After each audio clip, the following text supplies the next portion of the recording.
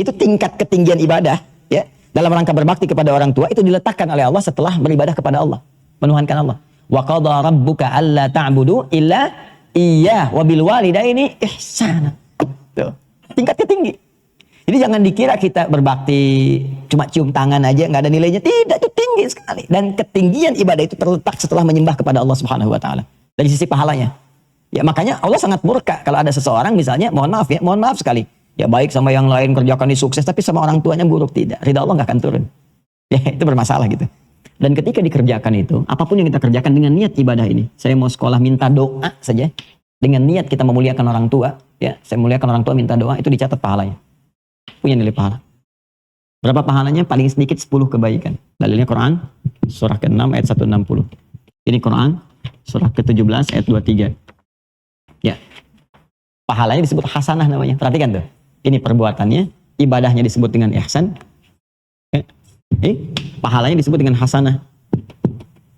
Apalagi misalnya kita support, kita berikan kasih sayang, ya. Kemudian misalnya kalau orang tua masih hidup, datangi, silaturahim, walaupun cuma bawa buah-buahan, senangkan hatinya, ya kita mengelus dalam kebaikan. Oh itu pahalanya banyak sekali.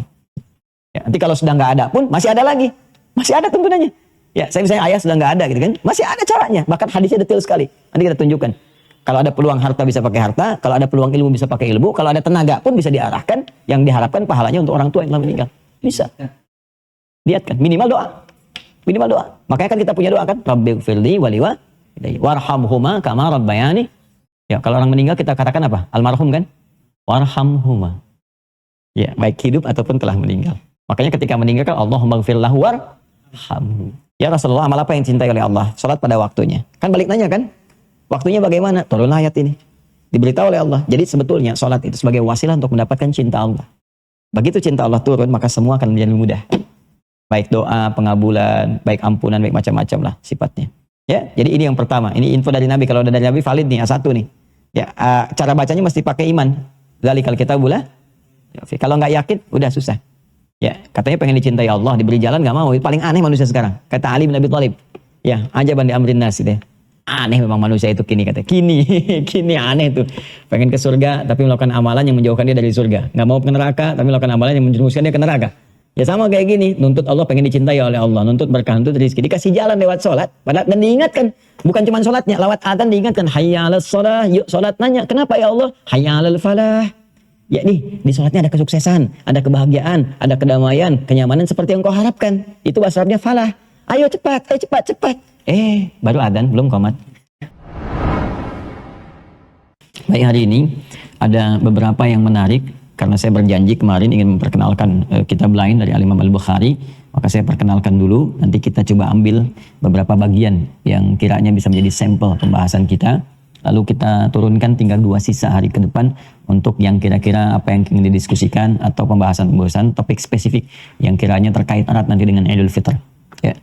Ini kita perkenalkan dulu, seperti saya sampaikan, kitab Al-Adabul Mufrad, ya, Al-Adabul Mufrad. Jadi Imam Al-Bukhari selain beliau menulis juga kitab Sahih Al-Bukhari, kitab Al-Jami itu, ini ya, yang ini.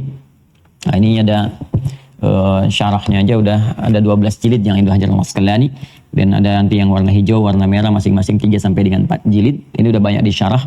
Ya, kemudian kemarin saya sampaikan juga ada gabungan Al-Bukhari dengan Muslim, ini Sahih Muslim yang ini. Ini syarah Al-Imam An-Nawawi ada 9 jilid. Kemudian gabungannya yang ini, Al-Jami' Baina Sahihaini. Kemarin sudah kita bahas sebagian. Nah, kenapa penting saya hadirkan ini? Berangkat dari satu konsepsi Al-Imam Al-Bukhari. Beliau itu luar biasa ya.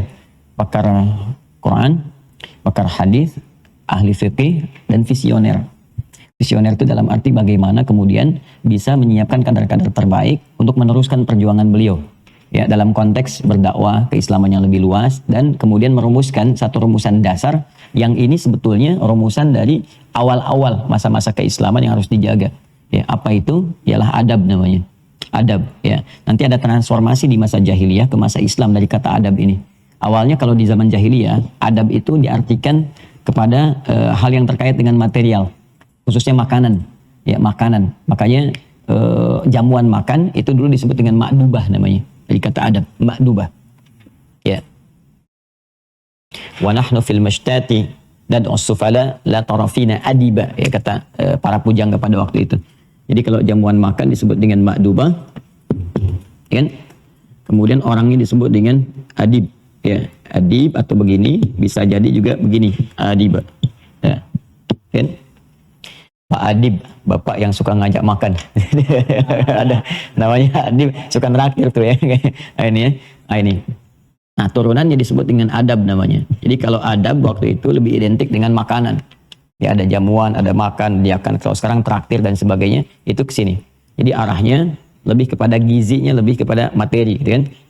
Materi yang sifatnya fisikal. Nah, di masa Islam ini beralih. Ya. Dari yang tadinya hanya jamuan fisik, yang sifatnya fisikal, ini nanti berubah kedua sisi. Satu, menjadi jamuan intelektual untuk memenuhi kebutuhan akal, dan spiritual untuk memenuhi kebutuhan rohani. Nah, jadi lengkap akhirnya di sini. Nah, saya mau brainstorming dulu ya, dan pecah bagaimana anatomi sisi manusia. Ya, anatomi manusia itu dalam Al-Quran seperti apa? Kalau di medis itu kan hanya anatomi fisik saja ya, dari tubuh bagian atas sampai dengan bagian bawah. Nah, di Quran disebut manusia itu, manusia kalau dia punya 3 unsur. Nah, ini anatomi manusia dalam Al-Quran. Nanti ada buku saya namanya Ma'rifatul Insan, ya, Ma'rifatul Insan, bimbingan menuju manusia paripurna. Di situ saya uraikan juga. Satu, ada fisiknya secara jasmani, jism, ya, jism, badinya. Yang kedua, ada akalnya, akal, terus pakai Latin. Nah, nyambungnya, ini unsur intelektualnya di sini. Kemudian yang ketiga, ini yang paling utama, ada rohnya. Ini unsur kehidupan sekaligus nilai spiritualnya di sini. Jadi kalau ini spiritual, ini intelektual, yang ini fisikal. Disebut manusia, ini harus memenuhi 3 unsur ini. Hilang satu, maka hilang si kemanusiaannya. Dalam arti sisi manusia yang hidup. Ya, kita beri contoh misalnya, rohnya nggak ada, akal dan fisik ada, maka ini meninggal. Mayit namanya, kan? Mayitun. Beda antara mayit dengan mayit itu beda. Kalau mayit akan meninggal. Ya, innaka mayyitun wa innahum mayyitun. Ya, engkau pun akan wafat, mereka pun akan wafat, sama-sama semua kita akan meninggal. Ya, tapi kalau hilang tasdidnya, ini sedikit pengayaan. Jadi ada mayyit, ini ya, supaya kita paham betul. Mayyitun, kan? Ada mayitun. Nah, tasdidnya hilang. Mayitun. Nah, ini. Kalau yang ini, ya, ini CM, calon meninggal. Ya, akan meninggal. Itu nanti di Quran surat 39 ayat 30 itu, innaka mayyitun wa innahum mayyitun. Kan? Innaka mayyitun wa innahum mayyitun. Ya, kamu akan wafat dan semua juga akan wafat. Tidak ada yang abadi hidup di dunia ini. Ya, maka disadarkan kita untuk mencari bekal pulang. Nah, ketika kemudian kita meninggal, tersisa C-nya hilang, tinggal M-nya meninggal, maka tasdidnya hilang. Berubah jadi sukun begini. Ya, maitun ini meninggal. Siapa yang membawa tasdid ini? Ini gambaran dari nafas kita lah. Ya, nyawa kita dicabut, kan? Namanya maut. Nah, maut namanya. Makanya setiap yang berjiwa, ya, yang berjiwa, ini jiwanya di sini, dari kata mayit ini digambarkan jiwanya di sini, pasti akan kedatangan maut. Nah, jiwa sumber kehidupan kita nafas namanya. Nafas, ya. Jadi kalau roh sudah masuk ke dalam tubuh, itu jadi nafas namanya. Makanya diserap ke dalam bahasa Indonesia bisa bernafas. Ini agak dalam kajiannya ya. Nanti datang maut kalau sesuai ajal tiba, ya. Ajalnya tiba, akhir hidup kita datang maut. Maut di Quran surah ketiga, turunkan ayat 185. Ya, kullu nafsi, nafas kullu nafsi dha'iqatul maut. Ya. Yang bawa maut siapa? Detil Quran. Silahkan cari di kitab manapun. Nggak akan pernah menemukan uraian sedetil ini. Mustahil bisa merumuskan ini kecuali yang menciptakan. Maka ini bukti nyata Al-Quran firman Allah. Ya, dan kebenaran Islam. Yang bawa maut namanya malakul maut. Malaikat khusus pembawa maut. Malakul maut. Adanya di Quran surah 32 ayat 11. Paling kanan sebelah bawah di mushaf. Qul yatawaffakum malakul mautil ladzi wukkila bikum. Ya, katakanlah setiap orang akan wafat. Jadi kalau maut sudah tiba, maka tibalah wafat. Apa yang kita kenal dengan kematian itu? Siapa yang bawa kematian maut ini? Ini namanya malakul maut. Ini. Sampai ke caranya ada. Kalau mau kita bedah ya ke materi tentang kematian, misalnya fikih kematian, itu sampai caranya. Dari yang paling tenang, ya ayat Tuhan nafsul mutmainnah, apa sih kan? Sampai yang dipukulin malaikat ada. Sampai yang susah, sampai yang kemudian meracau, itu ada semua. Dan itu terjadi, kalau Allah sampaikan pasti kejadian. Ya, ada gitu ayatnya. Nah ini gambaran konsepnya seperti ini. Jadi kalau ini nggak ada rohnya, berarti terjadi kematian. Kalau misalnya, mohon maaf, roh ada, fisik ada, akal ada, hewan, akal tidak ada, hewan. Karena hewan dicipta oleh Allah Subhanahu Wa Taala dengan roh, dengan fisik tanpa akal. Ya, makanya jangan mengajak hewan untuk berpikir kejauhan. Ya, dasar kamu, dia ada ayam, udah kita pel lantainya, ayam datang buang kotoran, dimarahin. Dasar nggak punya pikiran, emang. Jadi kalau marahin hewan nggak ada kerjaan, karena hewan hidupnya dengan nafsu. Jadi nafsu itu cenderung salah, selalu salah, nggak pernah benar gitu. Kalaupun dia berbuat benar, itu instingnya, bukan karena pikirannya. Jelasnya, kayak emang nggak ada pikiran. Nah, kalau misalnya cuman ini saja, roh, akal, nggak ada fisik, gentayangan. Karena ini nggak mungkin gitu kan. Jadi semua manusia harus punya tiga ini, 1, 2, 3. Di masa jahiliyah, Adam itu hanya khusus memenuhi unsur fisik. Makanya jahiliyah, jahil. Akalnya nggak dipakai, ya kekuatan spiritualnya kosong. Karena itu semua tindakan kriminalitas ada di situ. Kalau Anda mau mencari misalnya kriminalitas paling tinggi, kumpul di jahiliyah. Jadi ada jahlun, ada jahil, ada jahiliyah, itu beda. Ya, jahlun, jahil, jahiliyah. Itu beda. Jahlun kebodohannya.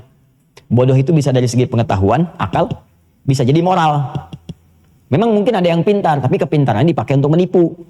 Ya, dipakai untuk berperang, dipakai untuk membunuh, dipakai untuk merampok, dipakai untuk zina, untuk goda dan sebagainya, padahal keburukan. Ini jahlun. Orangnya jahil.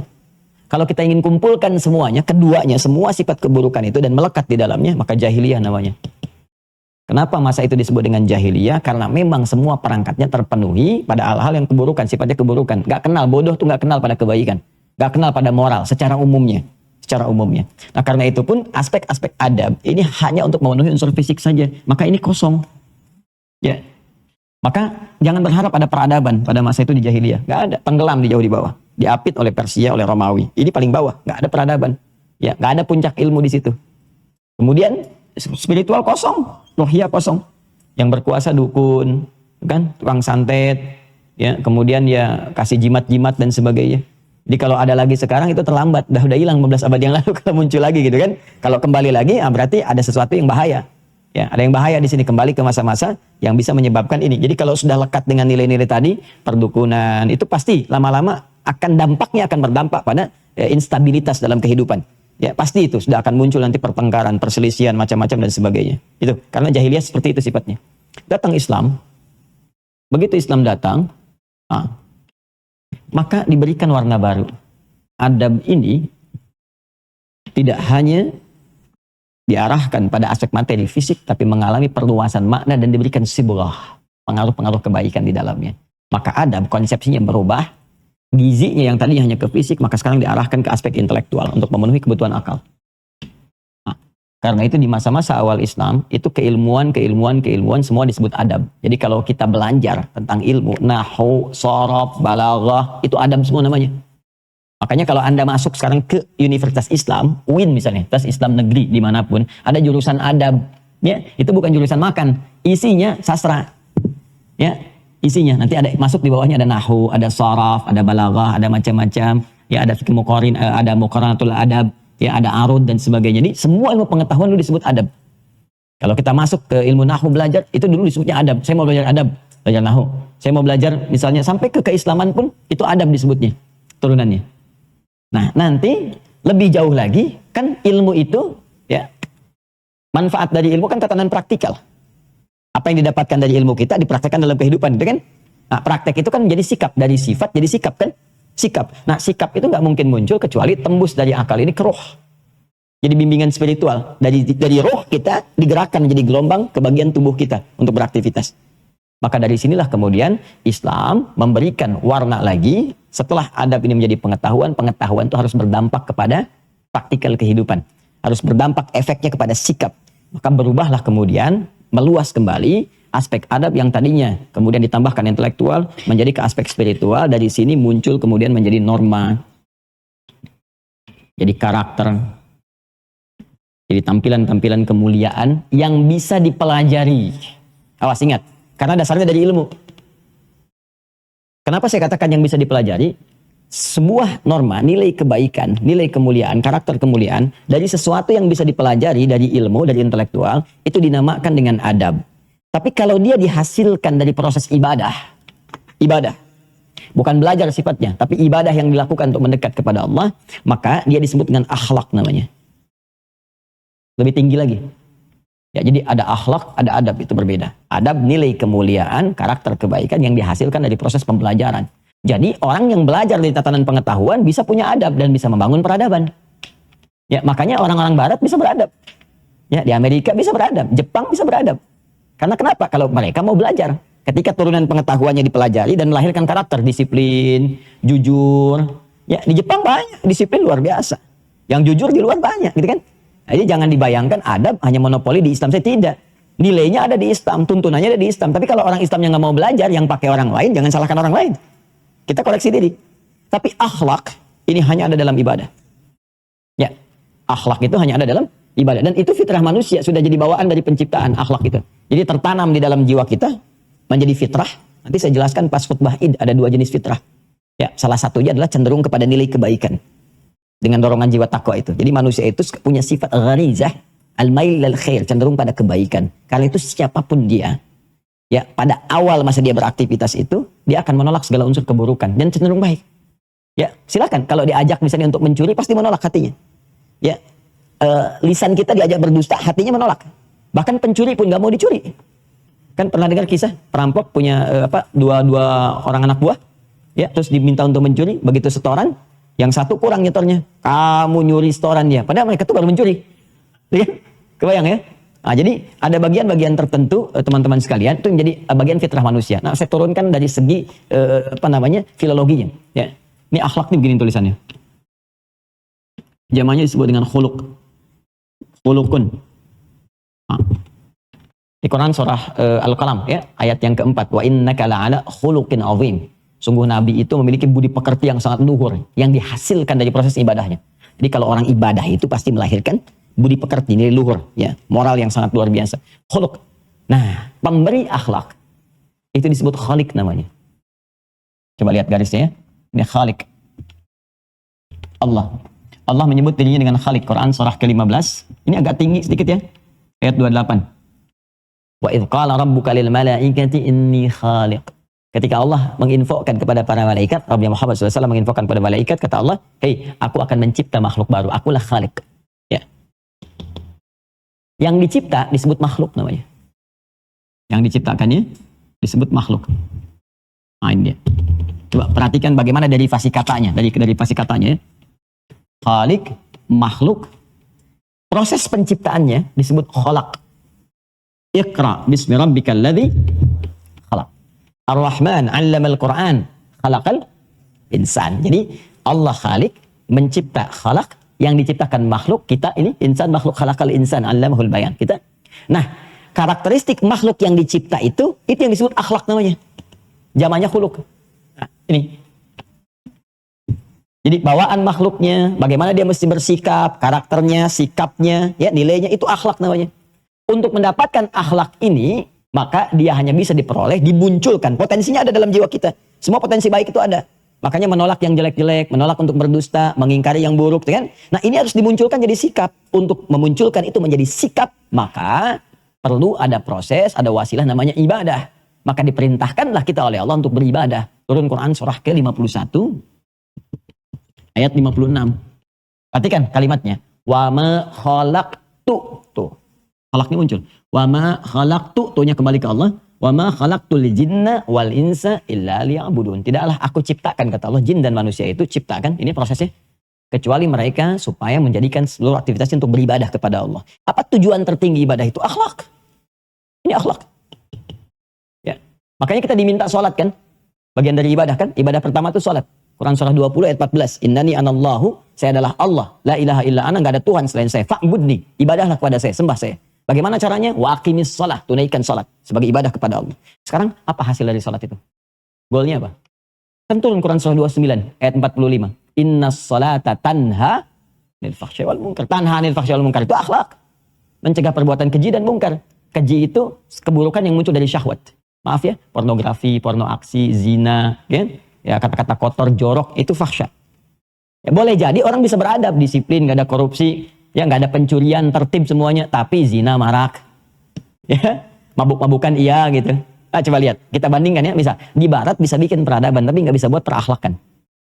Ya, coba silakan, lain waktu Anda lihat atau berkunjung, ya kalau Allah berikan jalan kepada kita, silakan cek, yang zina banyak, pakaian terbuka banyak, yang mabuk-mabukan banyak, tapi dalam saat yang bersamaan bisa disiplin, kejujuran juga tinggi dan sebagainya. Itu kejujuran bisa dilatih lewat pengetahuan, belajar. Bukankah dari kecil kita dilatih masuk sekolah jujur, disiplin, jangan ganggu tetangga, ya? Kalau nyetel volumenya jangan kencang-kencang, itu adab.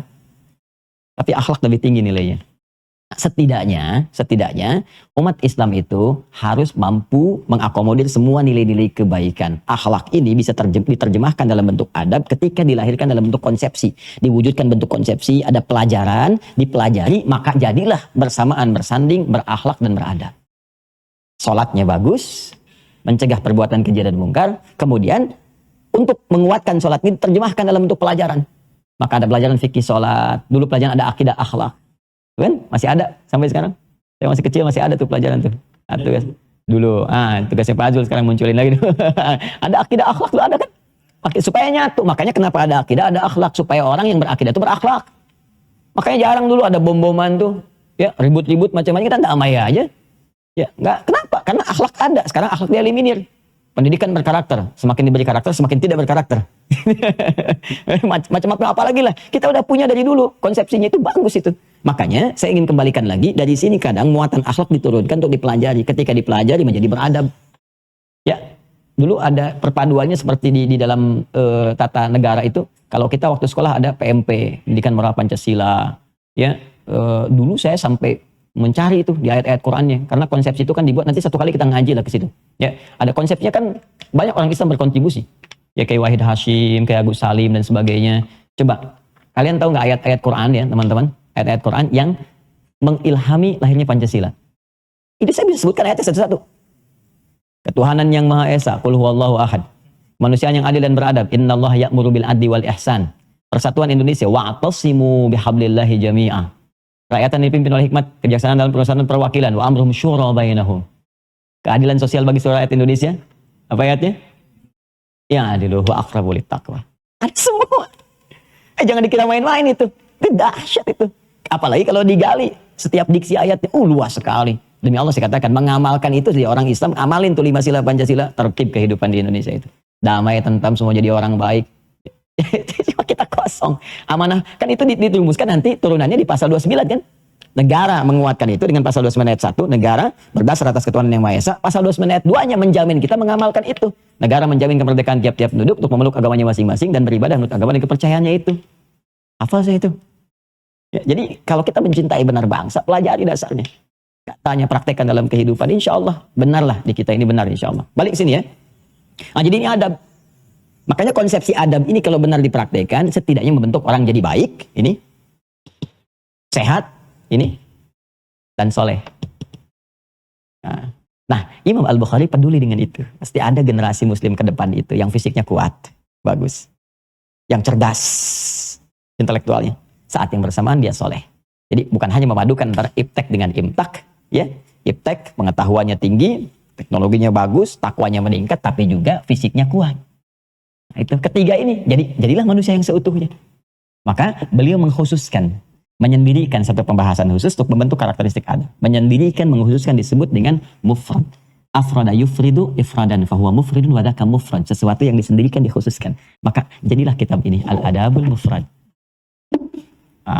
Ngaji begitu, ngaji kitab. Jadi semua judul itu ada maknanya. Kenapa disebut Bulughul Maram? Kenapa disebut Subulus Salam? Ada maknanya. Kenapa ini sunan? Kenapa ini jami? Ya, kenapa ini begini? Kenapa ini tafsirnya Jalalain? Misalnya ini tafsir Jalalain nih. Ya, itu ada maknanya. Kalau ke orang, siapa orangnya? Apa inspirasinya? Ya, dan seterusnya. Nah, ini saya perkenalkan dulu ya. Ini karya Imam Al-Bukhari. Ini syarahnya juga banyak yang mensyarah ini, dan ini banyak dikaji-kaji di masjid-masjid juga tertentu gitu ya. Jadi kalau ngaji udah ada terjemahannya. Ya, demi Allah saya katakan, insya Allah kalau ngaji di masjid benar ngajinya tentang kitab ini, generasinya bagus di setiap masjid itu. Ya, kalau benar cara mengajinya, setidaknya Arabnya disertakan selain terjemahannya. Nah, yuk kita coba kenalan dulu ya. Ambil salah satunya. Nanti banyak ini, dari mulai madrasah pertama di rumah, Ya, kan di rumah tuh kalau di rumahnya nggak baik, ke sekolah nggak baik, ke masyarakat nggak baik kan? Jadi itu dahsyatnya dari rumah, terus nanti keluar sosial dan bagaimana apa namanya bimbingannya kepada kita semua. Ayo ini ya ditunjukkan di manuskripnya. Ini manuskripnya, kitab ini kan Imam Al-Bukhari kan nggak mungkin ngetik begini. Ini udah, nah ini apa namanya otentisitas kitabnya tuh, ini manuskripnya. Temukan di mana, bentuknya begini. Masya Allah ya, masih bisa menulis tuh, hafal Quran, hafal hadis, nulis berapa waktu yang dibutuhkan, tintanya dari mana, malam lampunya penerangnya seperti apa. Ya, dan belum yang syarah. Yang syarah ini kan satu kitab, syarahnya 12, kadang-kadang 5, 4, 3 gitu. Ya. Nah, ini makhdutat yang ditemukan ya sampai dengan sekarang. Jadi ya itu tantangan bagi kita lah. Saya ada nanti mudah-mudahan besok lah saya bawakan. Saya menemukan satu jamaah kita, bukan saya, jamaah kita itu waktu gali sumur menemukan satu manuskrip, ya tumpukan kitab-kitab klasik yang ditulis orang tua kita, ulama kita dulu. Begitu saya baca ini, masya Allah, udah dahsyat ini. Ya isinya tuh bagus sekali, gitu. Ada tentang fikih, ada tentang akhlak, tentang macam-macam. Itu masih ada yang tulisan tangan gitu. Terus ada yang murid-muridnya belajar. Tulisin nyata. Pertanyaan saya kok bisa disembunyikan di sumur, kenapa gitu? Ya ditimbun gitu. Apakah mirip kejadian seperti di Spanyol waktu itu? Di mana kitab-kitab banyak disembunyikan di dalam baik di tanah atau ditimbun atau yang di hutan-hutan gitu. Itu yang menarik. Masih ada di saya.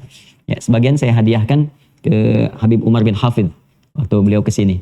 Ya, ada saya kasihkan, terus masih ada di saya, masih utuh yang ini. Itu menarik sekali. Kalau digali itu setidaknya mungkin 100 tahun ada itu.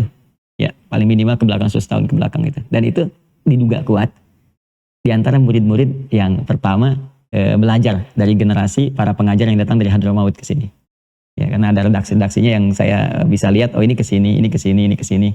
Ya, dan di pesantren-pesantren yang klasik yang sekarang jadi kitab-kitab itu, nah itu syarah-syarahnya terambil dari sini. Ya, nanti besok ya saya coba bawakan insya Allah. Baik, bismillahirrahmanirrahim. Nah, ini yang seperti yang saya sampaikan teman-teman sekalian, ini dimulai dengan di rumah dulu, bagaimana menata adab di dalam rumah sebelum kita keluar. Ya, jadi dimulainya terstruktur sekali dari rumah. Terus di rumah tuh dipecah lagi. Di rumah kan kalau kita mau beradab, pasti ada orang tua kan di atasnya. Orang tua tuh dibagi lagi. Ibu, ayah, ke ibu bagaimana, kenapa ibu utama, kenapa ayah utama, terus sampai ke bawahnya. Ya, saya bacakan ya. Ya, bismillahirrahmanirrahim. Saya langsung saja. Bab ma ja'a fi qaulihi ta'ala wa wassaynal insana biwalidayhi husna. Al-Ankabut ayat yang ke-8. Bab ini akan membahas tentang tingkatan adab yang pertama kali dipelajari oleh seorang muslim, yaitu di rumahnya. Berdasarkan isyarat firman Allah. Kan saya katakan di awal kan, waktu bahas Al-Bukhari. Al-Bukhari ini hafal Quran, tahu tafsir, tahu hadis, termasuk tahu fikih. Jadi sangat terstruktur gitu ya, apa yang ada diturunkannya. Dari sini pembahasan ini, nanti ada buku-buku tentang fikih rumah tangga. Nanti saya pulang mungkin besok, ingatkan saya saja ya. Nanti saya coba contoh, saya tunjukkan. Dulu saya masih ngajar tentang fikih keluarga. Jadi ada keluarga-keluarga, kita tunjukin nih, bimbingan fikih keluarga begini gitu. Itu dari runtut sekali, dari atas sampai kalau lahir anak, lahir cucu, lahir apa, terus sampai ke pendidikannya bagaimana ada semua. Ya. Nah ini baru disebutkan satu ayat, saya turunkan lagi ayat yang lain ya. Ya teman-teman boleh catatkan yang sama dengan ini. Redaksinya mirip-mirip, ya sama, tapi penekanannya berbeda. Jadi kalau di Quran ada lafaz yang sama, jangan disebutkan pengulangan. Karena nggak ada pengulangan dalam Al-Quran. Allah itu maha suci dari pengulangan. Kalau mengulang berarti nggak jelas. Dan semua firman Allah jelas. Ya, makanya di tafsir itu ada kaidah begini. Ada kaidahnya, taksis lima dan jadid. Ini untuk menunjukkan pondasi pada makna yang baru, yang tidak sama dengan sebelumnya. Itulah mukjizat Al-Quran. Ya, di Ar-Rahman kan diulang tuh, ya. Kalau kita dari segi lafaz kan kita sebutkan diulang. Padahal bukan pengulangan. Fabi ayyi ala'i rabbikuma tukadziban, fabi ayyi ala'i rabbikuma tukadziban, fabi ayyi ala terus. Itu fabi ayyi ala yang pertama beda dengan yang kedua, kedua beda dengan yang ketiga, ketiga beda dengan yang keempat. Lain-lain itu maknanya. Oh, kalau kita ngaji tuh, oh kita kata Allahumma sholli ala sayyidina Allah. Benar nih firman Allah ini. Enggak bisa manusia bikin begini. Beda, satu kedua lain maknanya. Itu pondasinya lain gitu. Di Al-Baqarah aja ya Bani Israil dzkuru kan itu kan 3 kali. Ya Bani Israil dzkuru nikmati allati an'amtu 'alaikum wa aufu. Kan yang 40. Yang 47 wa anni fadaltukum 'alal alamin. 122 wa anni fadaltukum 'alal alamin. Kan itu antara 1, 2, ketiga lain-lain maknanya. Ya. Nah, di sini saya ingin tunjukkan ini yang Al-Ankabut ayat 8. Kalian teman-teman boleh tambahkan Quran surah 31, Luqman ayat ke-14. Kemudian satu lagi Quran surah 46 ayat 15 yang kemarin. Ya. Nanti itu berurutan ya. Quran surah ke-29 ayat 8. Kalau yang ini kaidah dasar. Nanti yang di Luqman Quran surah ke-31 ayat 14 itu nanti terkait dengan masa penyapihan. Ya. Kehamilan dengan penyapihan. Kemudian yang Quran surah ke-46 ayat ke-15 terkait sampai masa usia 40 tahun dan harus menyiapkan amalan spesifik untuk dibawa pulang yang jadi kebanggaan gitu sampai dengan doa dan menyiapkan keturunan. Ya. Nah, ini mari kita lihat turunannya ya. Bab ma jaa fi qouli ta'ala, a'udzubillahi minasyaitonir rajim, wa wassaynal insana biwalidayhi husna. Ya. Dan kami berikan wasiat kepada semua manusia. Kita kembalikan dulu ke Quran surah ke-29 ayat 8. Ya, supaya saya bisa jelaskan dulu bagaimana kedalaman diksi Al-Quran di sini. Ya. Wawassayna, dan kami wasiatkan. Apa itu wasiat? Wasiat itu pesan singkat yang sangat kuat. Ya, pesan singkat yang sangat kuat. Singkat, padat, tapi pesannya kuat sekali. Bukan mau meninggal ya. Wasiat itu asalnya bukan mau meninggal. Teman-teman saya mau berwasiat. Oh, Ustaz ini mau meninggal. Bukan. Ya, wasiat itu maksudnya pesannya kuat sekali. Ya, tolong jaga ini dan amalkan ini. Kenapa pesan orang meninggal disebut dengan wasiat? Karena biasanya kalau orang sudah mau meninggal, pesannya cepat ditangkap. Seorang ibu mengatakan dalam sehatnya, nak, sholat nanti mah kan baru adzan, ntar aja pas mau qomat. Begitu sudah nafasnya ya tersendat-sendat di ujung beliau usianya kemudian mengatakan, nah, sholat iya mah, iya insya Allah mah, siap tuh. Lebih kuat rasanya. Karena itu pesan orang yang kiranya merasakan di ujung usianya itu disebut dengan wasiat karena cepat sampai ke dalam jiwa pendengarnya. Nah, Allah di sini menggunakan kata wasiat. Wawasaid, aku mewasiatkan. Ini artinya kalau Allah sampaikan dengan kata wasiat lebih penting lagi. Ya. Nah, kalau ada redaksi seperti ini, ingat ya. Ini persamaannya begini. Kalau di Quran, di hadis ada sebuah kata yang menekankan. Ini artinya satu, informasinya sangat penting. Yang kedua, pahalanya banyak. Ya. Ini harus saya tajamkan nih. Kadang ngaji itu begitu. Kadang-kadang satu kata bisa kemana gitu. Tapi terkorelasi dan indah. Ya. Ini saya kasih rumus dulu ya dalam tafsir nih ya. Rumusnya begini. Kalau ada satu kata bersifat menekankan taukid. Nah, kan? Yang langsung perintah sifatnya dari Allah. Maka ini ingin menunjukkan kesan bahwa informasi yang disampaikan ya lewat kata ini sangat penting. Karena sangat penting, maka konsekuensinya pahalanya banyak, besar. Nah. Karena pahalanya banyak, maka pengaruhnya adalah satu, bisa mempercepat terkabulnya doa. Nah. Kedua, bisa mempercepat terampuninya dosa, gugurnya dosa-dosa. Terampuni dosa. Lihat bagannya tuh. Sini. Yang menggunakan kata penguat tuh banyak. Ya, yang menekankan itu.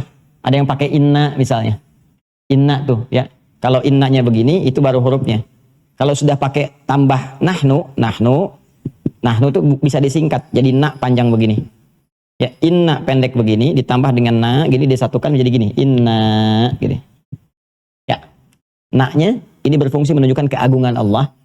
Ya, sekaligus pentingnya informasi yang disampaikan. Saking pentingnya Allah menyampaikan dengan keagungannya. Kalau ada yang begini, pakai inna begini, ini berlaku hukum ini. Contoh di Ramadan, Quran surah 97. Inna anzalnahu fi Lailatul Qadar. Pakai inna berarti infonya sangat penting. Pahalanya banyak. Berapa pahala di malam Al-Qadar? Lailatul Qadri khairum min alfi syahr. Sekarang saya tanya, kalau di malam Al-Qadar berdoa terkabul tidak? Terkabul. Dosa diampuni enggak? Masuk kan prakteknya kan? Nah, sekarang kalimatnya langsung menggunakan kata, diksinya bukan huruf lagi. Wa wassayna. Wasi pakai na lagi di ujungnya. Ya, wa wassayna. Wassayna. Wassa aja ini udah mewasiatkan. Wassa, yuwassi, kan? Atau ausa, yusi, wassa, yuwassi. Ada ausa, yusi, ada wassa, yuwassi, ya. Pakai na lagi. Nih, untuk menunjukkan keagungan. Wassa saja udah menunjukkan makna yang sangat penting. Kalimat yang singkat, padat, tapi sangat penting. Seakan ingin mengatakan begini. Nah, saya terjemahkan dari nak dulu. Demi keagunganku, kata Allah. Ya, aku berikan info yang sangat penting kepada kalian. Aku tekankan ini. Ya, fokus baik-baik gitu. Nah, itu, seperti itu kurang lebih ya gambarannya. Kemudian, al-insana. Manusia. Di terjemahan disebutkan manusia. Manusia itu disebut dengan 5 nama di Al-Quran. Ada bashar, 35 kali disebutkan di Quran. Ada ins, ya, dipasangkan dengan jin, ya, ma'syaral jinni wal ins, 18 kali disebutkan di Quran. Ada nas, ya, 241 kali disebutkan dalam Al-Quran. Qul a'udzu birabbin nas. Ada bani Adam, ya, bani Adam khudzu zinatakum inda kulli masjid, 7 kali disebutkan dalam Al-Quran. Ada insan 65 kali disebutkan dalam Al-Quran. Dahsyatnya Al-Quran. Kalau kita lihat di terjemahan, semua terjemahannya sama manusia. Tapi lafadznya berbeda. Dan ini menunjuk pada penekanan yang tidak sama. Kalau disebutkan bashar, ingin menunjuk tampilan fisik yang bagus, halus, sekaligus ada punya potensi nafsu. Jadi kalau kita mau belajar memanage nafsu, cari kata bashar di Quran, pelajari itu. Ins, untuk menunjuk sifat kelembutan dan harmoni manusia. Yang beda dengan jin. Ya, kalau jin itu tersembunyi, kemudian cenderung kasar, makanya jin itu tampilannya kasar. Ya, nggak ada orang kemasukan jin jadi ramah misalnya. Permisi Ustaz, ingin ikut taklim sedang kemasukan jin, mustahil. Ya, pasti dia meracau, mengacau dan sebagainya. Bedanya manusia lawannya ins, lembut, nampak. Ya, jadi kalau ada manusia itu mohon maaf, ya senang bersembunyi, itu berarti sedang keluar dari fitrahnya. Sedang punya masalah, sama dengan jin yang melakukan penampakan, itu jin galau itu. Jin punya masalah. Terlebih kalau manusia cari-cari penampakan jin, itu yang kacau. Ya, jadi manusia itu gampang kalau keluar dari fitnah itu punya masalah. Manusia itu harus tampak. Datang tampak. Jadi kalau lihat orang langsung kita lari sembunyi itu punya masalah. Ya, yang kedua halus. Nah, ini diharmoni. Jadi kalau ada orang kasar, lisannya kasar, ya, perilakunya kasar, berarti ada yang salah. Boleh jadi pengaruh lingkungan kata Nabi yang keliru. Itu ngaji gitu tuh enak tuh. Nah, sifat sosial yang menandakan bahwa kita nggak bisa hidup sendiri, gitu kan? Kemudian Bani Adam, genetik kita tersambung ke Adam untuk menentukan satu terkait dengan warisan, ya. Kemudian dua mahram. Ya, bagaimana jalur itu bisa digali, turunkan. Insan terkait dengan totalitas aktivitasnya dari bangun tidur sampai dengan tidur lagi. Ya, dalam kita beraktivitas. Jadi kalau disebutkan insan itu menunjuk semua aktivitas kita. Kalau pakai al berarti menunjuk semua manusia yang beraktivitas.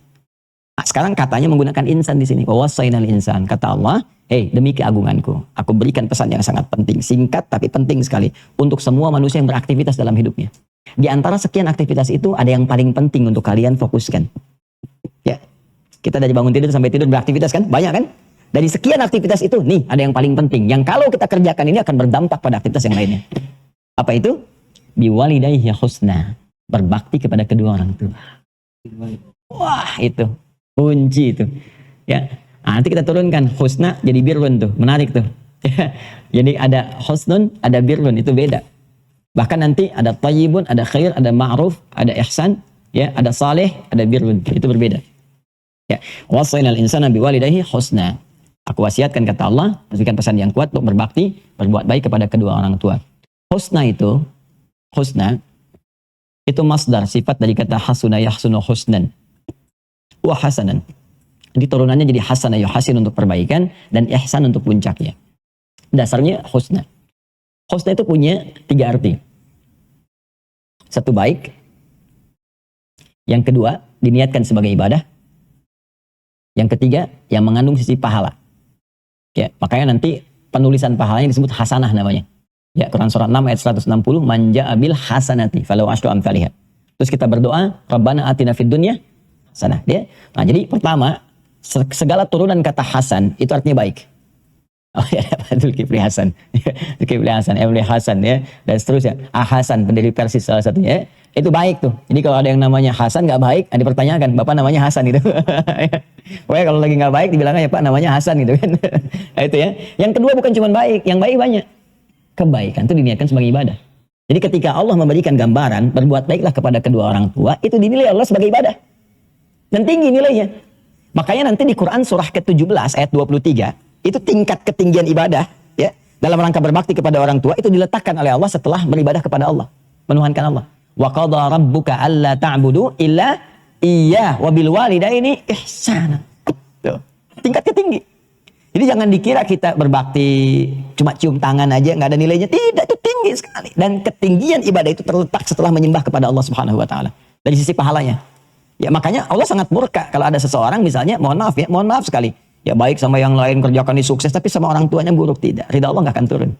Ya, itu bermasalah gitu. Nah, dan yang ketiga, berpahala. Ya, berpahala. Jadi saya bikin konsepsi garis ya supaya paham kayak yang tadi tuh. Kayak yang tadi ya. Jadi kenapa menggunakan kata husna sebagai dasar yang paling singkat di sini untuk memberikan kesan. Jadi belum masuk ke terapan nih. Ya, baru dikasih konsepsi dulu, kalau kita mau, Allah turunkan nanti secara detail dan harus mau. Ya, ini menunjukkan satu turunan kata hasuna. Ya, ini kalau ada begini ruk'ah namanya. Sekarang disebut rik'ah. Ini sin kalau panjang begini, sin. Ya. Hasuna yahsunu husnan wa hasanan. Nanti ada wa ihsanan. Ya, kalau pakai ahsana, dan tahsin kalau pakai hasanah. Ini menunjukkan, garis ini menunjukkan 3 hal. Satu, segala perbuatan yang baik mengandung nilai ibadah dan berpahala. Nah, kita praktekkan dengan ayat ini dalam konteks bakti kepada orang tua. Orang tua. Ya. Wasainal insana biwalidayhi husna. Kami wasiatkan kepada setiap manusia untuk berbakti kepada kedua orang tua. Menggunakan kata ini, turunan kata ini. Artinya apa? Bakti di sini menunjukkan perbuatan baik. Kita belum masuk detail ya. Ketika kita berbuat baik pada orang tua, baik itu banyak nanti dengan sikap, dengan harta benda, dengan perhatian, dengan macam-macam. Itu dicatat oleh Allah langsung sebagai ibadah. Dan ibadahnya bukan main-main, ibadah tertinggi, urutannya kedua. Setelah kita menyembah Allah Subhanahu wa taala melalui rasulnya. Ya, dalilnya Quran surah ke-17 ayat 23. Wa qadha rabbuka alla ta'budu illa iyyah wa bil walidayni ihsan. Allah telah menetapkan satu ketentuan, ya hanya menyembah Allah saja, salat, kan? Kemudian kita puasa karena Allah, baca Quran karena Allah, mengikuti Rasulullah, kan? Nah, semua itu tingkatannya yang kita kerjakan nomor 1. Setelah itu urutan keduanya apa? Wa bil walidayni ihsan, berbakti pada orang tua. Tingkat tertinggi nomor 2. Dan ketika dikerjakan itu, apapun yang kita kerjakan dengan niat ibadah ini, saya mau sekolah minta doa saja, dengan niat kita memuliakan orang tua, ya, saya muliakan orang tua minta doa, itu dicatat pahalanya. Punya nilai pahala. Berapa pahalanya? Paling sedikit 10 kebaikan. Dalilnya Quran, surah ke-6 ayat 160. Ini Quran, surah ke-17 ayat 23. Ya. Pahalanya disebut hasanah namanya. Perhatikan tuh. Ini perbuatannya, ibadahnya disebut dengan ihsan. Pahalanya disebut dengan hasanah. Ya. Bu Hasanah, ibu yang mendulang pahala dalam aktivitasnya gitu ya. Ini ya. Manja abil hasanati, siapa yang melakukan satu kebaikan yang punya nilai pahala, falahu asyru amsalihha, kami balas dengan 10 kali lipat. Jadi kalau kita melakukan sekali aja, assalamualaikum ma, insyaallah mama sehat selalu ya, dicatat langsung 10 kebaikan. Wah, itu kalau nyari pahala tuh banyak sebetulnya peluangnya. Dan ibu, bapak itu luar biasa. Assalamualaikum Pak, semoga sehat-sehat, minta doa ya. Kita padahal yang minta doa, tapi kita diberi pahala. Ya.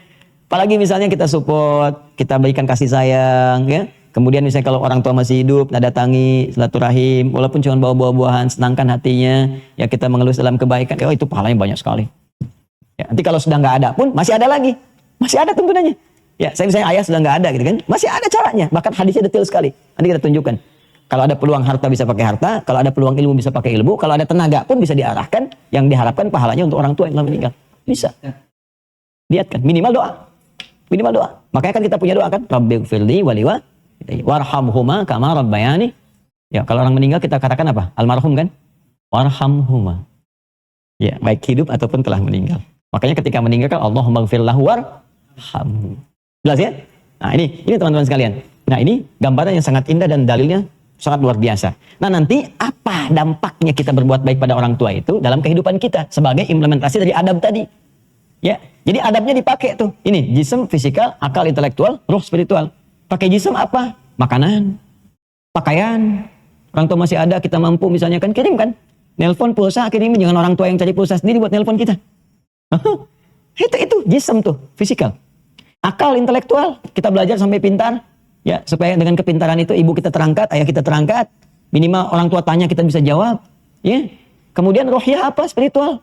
Ya, imami dalam sholat. Buktikan kita belajar dengan baik, jadi imam, kemudian bawa mereka untuk umrah, untuk haji dan sebagainya, semampu kita dan sebagainya, support kebutuhan spiritualnya. Itu adab, itu praktikalnya. Kadang orang hanya berhenti di kalimat adab, tapi ini 3 dipakai turunan ini. Penting kita ngaji sampai ke detail ini supaya paham apa yang harus kita lakukan. Ya, dan ini ketika dilakukan punya nilai di sisi Allah. Tadi turunannya. Nah, sekarang kita bacakan hadisnya sekarang, hadis sahih. Ya, ini bagian terakhir. Kita masuk ke hadis.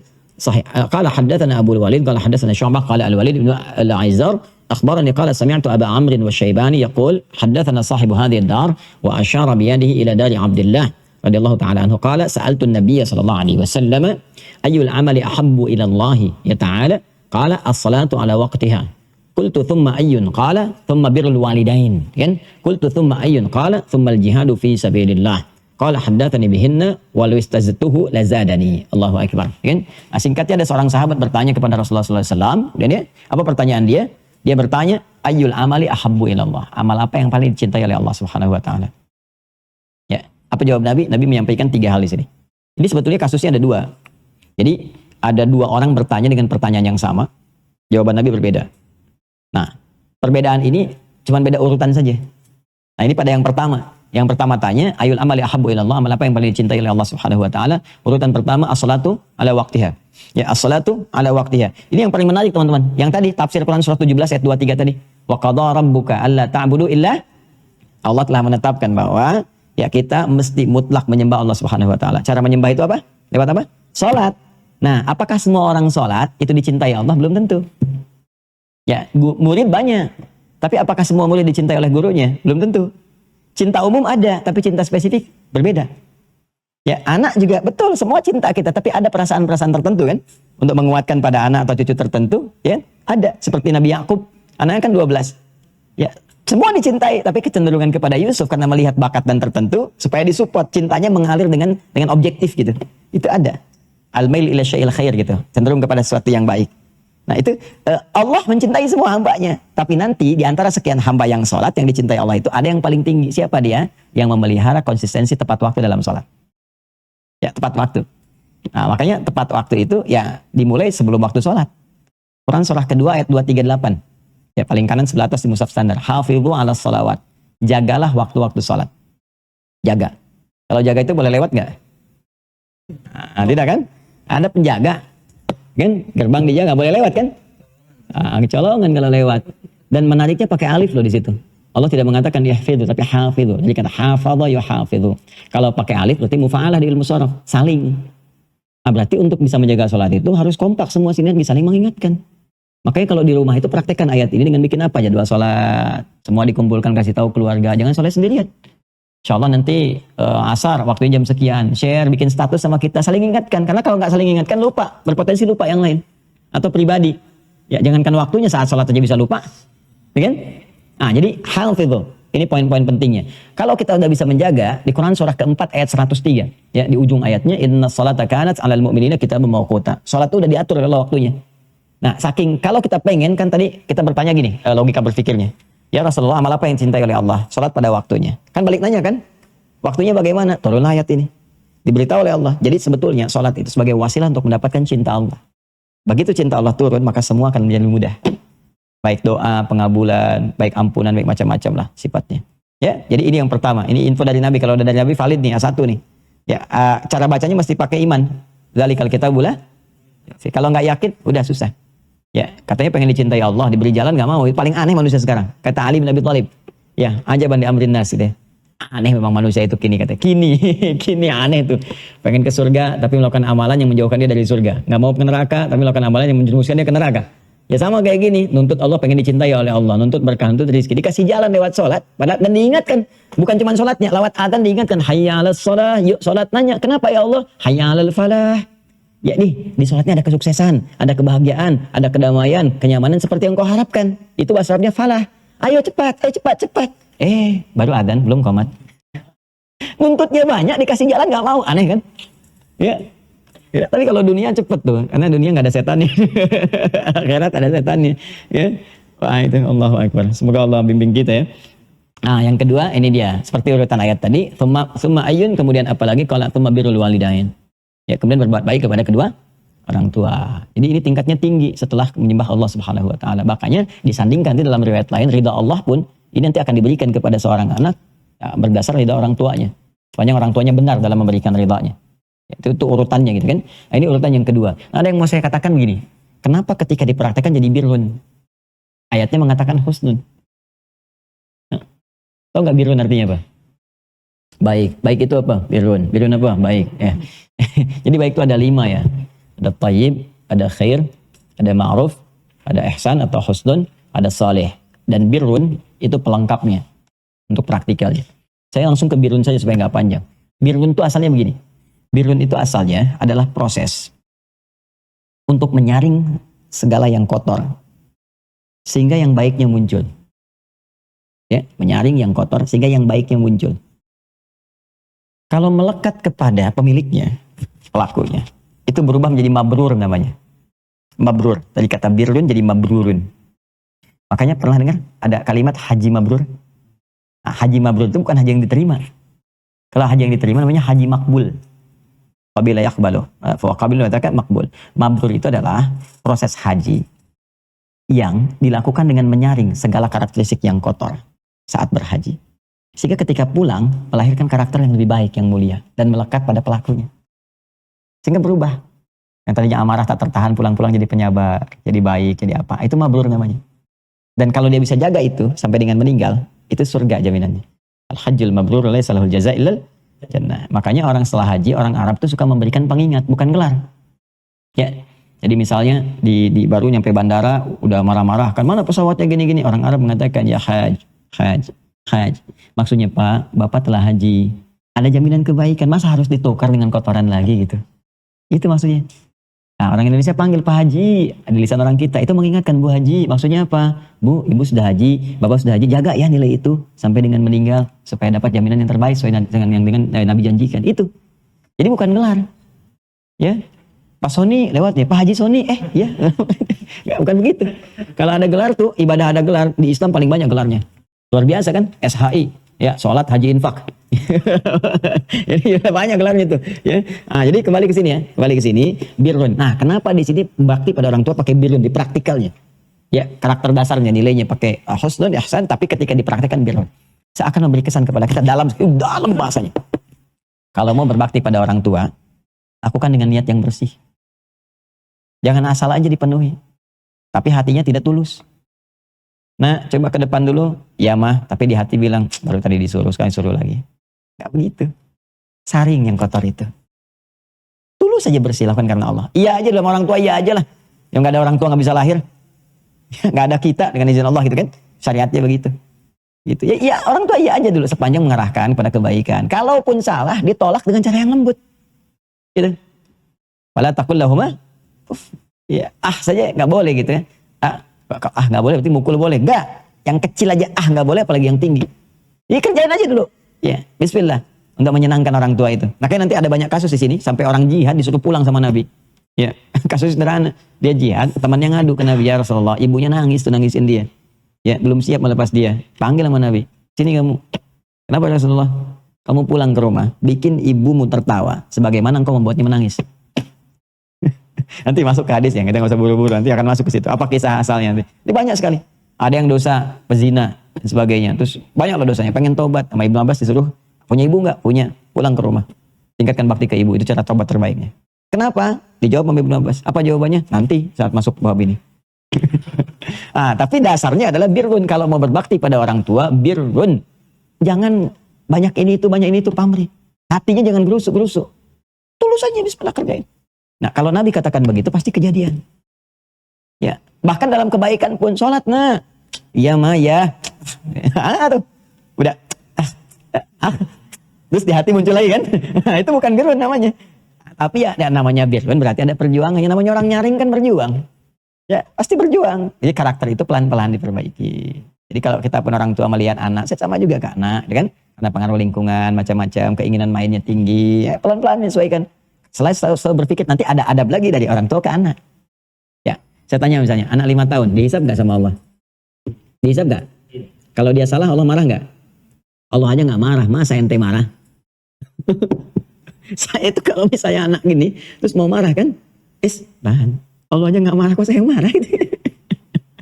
Ya, jadi pada yang membahayakan, tarik, tegas, tapi pada sesuatu yang tulus gitu. Itu kalau kita ngaji itu enak gitu. Walaupun memang praktikalnya kadang-kadang harus bergulat dengan setan. Ya, dan saya kadang kalau udah agak kesel sama setan, saya keluarin lewat lisan. Ngapain kamu Tan? Gak akan menang. Ya, kadang harus keluar sih. Ya, kalau ada setan rumah, dasim kamu gak akan menang. Udah. Ya, kalau masih kesel begitu tuh muncul, saya tinggal minum teh gitu. Nah, itulah ya. Ya, kemudian yang ketiga jihad fisabilillah. Ternyata fisabilillah nomor 3. Jadi nggak boleh fisabilillah pun mengarahkan bakti kepada orang tua. Ini nih ya teman-teman ya, awas nih, saya ingatkan ya, kalau ada yang ngajak-ngajak, awas nih, berjuang kemana, ayo ini itu, tapi Anda meninggalkan orang tua. Awas, hati-hati. Bahkan mengatakan orang tua belum berislam sepenuhnya. Hati-hati, bertentangan dengan hadis itu. Ya, kacau pemikiran seperti itu. Hati-hati, apalagi orang tua yang muslim dianggap sudah kafir, syahadatnya batal dan sebagainya. Terus tiba-tiba kita diminta baiat, menghancurkan ini, bawa bom sana sini, tembak itu atas nama dia, itu nggak dibenarkan. Nggak dibenarkan sama sekali. Hati-hati ya dengan ajaran-ajaran demikian. Dan hadis itu sebaliknya, Quran sebaliknya, mengajarkan kepada sesuatu yang benar gitu kan. Makanya Nabi pernah menyampaikan satu saat nanti akan didapati anjing-anjing neraka. Ya, anjing neraka itu, anjing kan menggonggong tuh. Ya, gonggong, nah itu gonggongnya banyak. Ya, gonggongnya banyak, suaranya kencang, tapi mengajak kepada keburukan. Hati-hati ya, dikit-dikit kafir, dikit-dikit ini, dikit-dikit bom, tembak ini itu hati-hati. Kalau ngaji benar nggak akan begitu. Apalagi dengan saya mencela aja saya larang. Apalagi berbuat yang seperti itu. Ya, saya sering sampaikan orang mencela saya itu nggak harus dibalas. Saya aja nggak marah, ngapain anda marah gitu? Ya, artinya balik mencela. Nanti kita dakwah dengan kebaikan. Kita doakan, tunjukkan bahwa ini loh yang benar nih seperti ini. Kalau masih memaksakan seperti itu, ya itu resiko dia masing-masing. Kecuali pada hal-hal yang sifatnya memang harus disikapi dengan tindakan hukum. Ya, nah itu ada jalurnya tersendiri. Saya kira itu ya.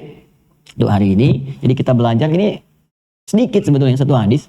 Ya, kalimatnya dalam tapi praktikalnya kan juga membuat kita lebih termotivasi ya. Ini turunan ilmunya. Ya, jadi kalau kita mempraktikkan adab, ingat 3 unsur ini, fisik, akal, roh, kan? Fisikal, jasmani, kemudian itu ada intelektualitas dan spiritualnya. Satukan jadi satu. Jadi pelayanannya maksimal. Kemudian itu konsepsinya kalau kita lakukan nilainya ibadah, ada pahala si Allah Subhanahu wa taala, turunan ke bawahnya doa terkabulkan, dosa terampuni dan sebagainya. Kita baru bacakan pengantar, belum turunan bab-babnya ke bawah. Jadi kalau masih ada waktunya saya tunjukkan, tapi tadi saya ada 2 janji ya. Besok tolong saya diingatkan kembali. Salah satu di antara janji itu saya bawakan satu manuskrip kan, yang tadi saya sampaikan. Insya Allah. Ya, yang lainnya nanti teman-teman kita siapkan, kita cuma punya 2 pertemuan lagi. Ya besok dengan lusa. Setelah itu besoknya Idul Fitri. Ya, semoga Allah rahmati kita semua. Semoga Allah sayangi kita, berikan jalan terbaik untuk kita dan mengampuni dosa kita, memuliakan kedua orang tua kita dan keluarga besar kita. Nah, pertanyaan disimpan untuk malam. Ya. Allahumma taqabbal minna innaka antas samiul alim wa tub alaina innaka antat tawwabur rahim. Rabbana atina fid dunya hasanah fil akhirati hasanah wa qina adzabannar. Allahumma rabbana ij'alna liman ahsana liwalidina ya arhamar rahimin. Allahumma ij'alna liman ahsana liwalidina ya arhamar rahimin. Allahumma rabbighfir lana wa liwalidina warhamhum kama rabbawna shighara wa li jami'il muslimina wal muslimat wal mu'minina wal mu'minat al ahya'u minna wal amwat innaka sami'un qaribun mujibud da'wat ya qadhiyal hajat. Rabbana atina fid dunya hasanah وفي الآخرة حسنة وقنا عذاب النار ربنا أوزعنا أن نشكر نعمتك التي أنعمت علينا وعلى والدينا اللهم وأن نعمل صالحا ترضاه وأن نعمل صالحا ترضاه وأن نعمل صالحا ترضاه وصلى الله على سيدنا محمد وعلى آله وصحبه أجمعين وآخر دعوانا الحمد لله رب العالمين سبحانك اللهم وبحمدك نشهد أن لا إله إلا أنت أستغفرك وأتوب إليك السلام عليكم ورحمة الله وبركاته. Like and subscribe.